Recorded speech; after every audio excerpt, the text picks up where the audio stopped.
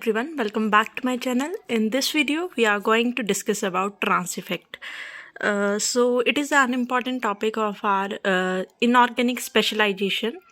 So when we talk about trans effect, we have to learn about trans ligand or trans ligand. Okay. सो सबसे पहले अगर हम बात करें कि हमारे पास ट्रांस लिगेंड क्या हो सकते हैं, तो आप इस पिक्चर में देख रहे हैं कि हमारे पास हमने जो ये एल है इसको ट्रांस लिगेंड बोला है, और बाकी के जो इसके साथ मेटल कैटायन के साथ हमारे पास यहाँ लिगेंड्स हैं उनको हमने नॉर्मल लिगेंड कंसीडर किया है. ठीक है. और ये क्या है, वाई हमारे पास इनकमिंग लिगेंड है, और ये जो इनकमिंग लिगेंड है ये यहाँ पे ट्रांस पोजीशन पे अटैच हो रहा है. सो ऐसे लिगेंड जो ना एंटर होंगे और ना ही लीव होंगे, ठीक है, सब्स्टिट्यूशन के रिएक्शन के अंडर. ठीक है. तो उनको हम क्या बोलेंगे, ट्रांस लिगेंड्स. मतलब कि ऐसे लिगेंड जो ना यहाँ से रिमूव हो रहा है और ना ही यहाँ से एंटर हो रहा है कहीं से. ठीक है. A ligand which is not removed in the reaction is called as spectator और ट्रांस लिगेंड. ठीक है. अगर हम बात करें ट्रांस इफेक्ट की, the effect of spectator ligand which is coordinated to metal cation. हमारे पास जो ट्रांस लिगेंड है वो कोऑर्डिनेट कर रहा है किसके साथ, मेटल कैटायन के साथ, और ये इफ़ेक्ट कर रहा है सब्स्टिट्यूशन को. किस वे में कि जो भी हमारे पास इनकमिंग लिगेंड होगा वो उसको ट्रांस पोजीशन पे, जैसे यहाँ पे हमारे पास ट्रांस लिगेंड है तो ट्रांस पोजीशन पे अटैच करवाएगा, and that effect is known as trans effect. Okay.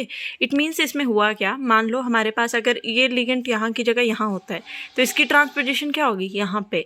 तो हमारे पास जो इनकमिंग लिगेंड है वो यहाँ अटैच होगा ट्रांस पोजीशन पे, and that effect is known as trans effect. Okay. तो हमारे पास एक केमिस्ट थे जिन्होंने 1926 में चार्नेव नेम था उनका, ट्रांस इफेक्ट की सीरीज़ दी थी, और इस सीरीज़ के अकॉर्डिंगली क्या होता है, जो भी हमारे पास स्ट्रॉन्ग ट्रांस डायरेक्टर होगा वो ज़्यादा रैपिडली सब्स्टिट्यूशन करेगा ट्रांस पोजीशन पे. ओके. तो ये सीरीज़ है जो कि आपको लर्न करनी है ट्रांस इफेक्ट में. इसके बाद अगर हम बात करें एप्लीकेशन ऑफ ट्रांस इफेक्ट की, तो हमारे पास सिंथेसिस हो रही है सिस और ट्रांस में. ठीक है. हमारे पास एक ही कंपाउंड है लेकिन वो दो तरह से बनेगा, या तो सिस फॉर्म में या ट्रांस फॉर्म में. ओके. अगर हम क्लोरीन की बात करें, हमारे पास PTCl4 है. ठीक है.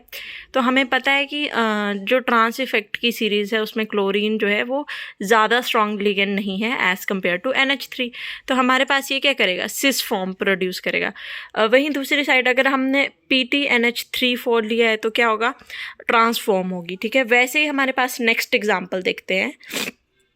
तो हमें पता है कि NH3 क्या है, स्ट्रॉन्ग लिगेंड नहीं है, किसके कंपैरेटिवली, NO2 के. तो जब NH3 अटैच है हमारे पास ट्रांस पोजीशन पे एज अ ट्रांस लिगेंड, तो यहाँ पे सिस फॉर्म प्रोड्यूस हो रही है. बट वहीं पे जब अगर NO2 है तो ये ट्रांसफॉर्म में बन रहा है. ठीक है. कंपाउंड एक ही है बट वो ट्रांस और सिस में फॉर्म हो रहा है.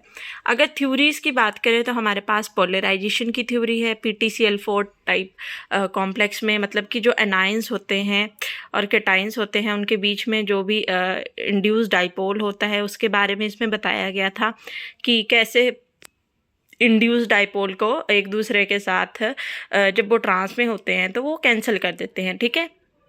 और कैंसिल होने के साथ ही हमारे पास जो है डाइपोल क्या आ जाता है, उसका जीरो आ जाता है, और PT और L जो है हमारे पास पोलराइज्ड हो जाता है. तो ये हमारे पास पोलराइजेशन की थ्योरी थी. बट इसके साथ ही साथ इसमें कुछ लिमिटेशंस भी तो होंगी ना. तो इसकी लिमिटेशंस क्या थी कि इन्होंने लोअर जो हमारे पास लिगेंड थे उनके बारे में तो बताया था लेकिन अपर के बारे में तो कुछ नहीं बताया. साथ ही साथ पाई एक्सेप्टर थ्योरी थी कि हमारे पास जो इलेक्ट्रॉन डेंसिटी है वो विड्रॉल होगी ज़्यादा किसके पास, जो हमारे पास ट्रांस ligand होगा as compared to other. So this is all about trans effect. Hope you all like it. So please like, share and subscribe my channel. Thank you.